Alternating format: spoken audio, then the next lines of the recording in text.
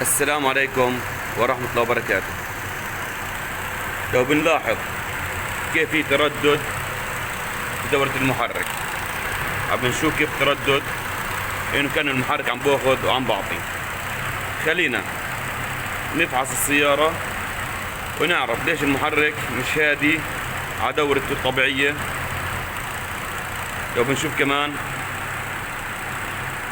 انه في حركة بالمحرك، خلينا نفحص المس فاير او تقطيعة بالمحرك ونعرف انه السلندر اللي فيهم عم بعطي مس فاير او تقطيعة. مثل ما احنا شايفين عم نفحص على الجهاز على السلندرات الستة، بدنا نشوف انه هو السلندر عم بيعمل مس فاير او دورته مش منتظمة او في مشكلة في الاحتراق. لو بنلاحظ السلندر رقم 1 طبيعي زيرو المس فاير، عم بنلاحظ 2 نفس الشيء و3 نفس الشيء، 4 نفس الشيء. خلينا نشوف رقم 5 ورقم 6. زي ما شفنا اعطانا مس فاير على رقم 5، يعني اذا مشكلتنا في مشكلة في سلندر رقم 5، انه في مشكلة تقطيعة او عدم انتظام. خلينا نشوف المشكلة ونعالجها.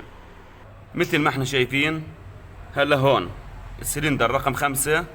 هلا دائما لما يكون مقدار المسفير واطي بنعرف انه المشكلة بتكون على سبيل المثال بتكون بواجي، لانه البواجي دائما بيعمل مسفير خفيف جدا، ما بيعملوا مسفير كبير.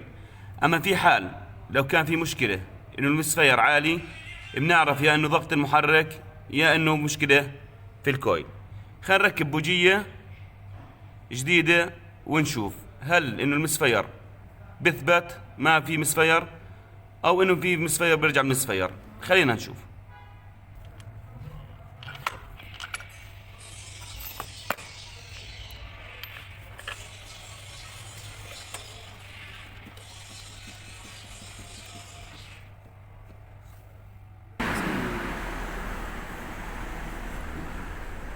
مثل ما احنا شايفين هلا هيك انتهى المسفير، يعني كان مشكلتنا الرئيسية اللي هي بواجي.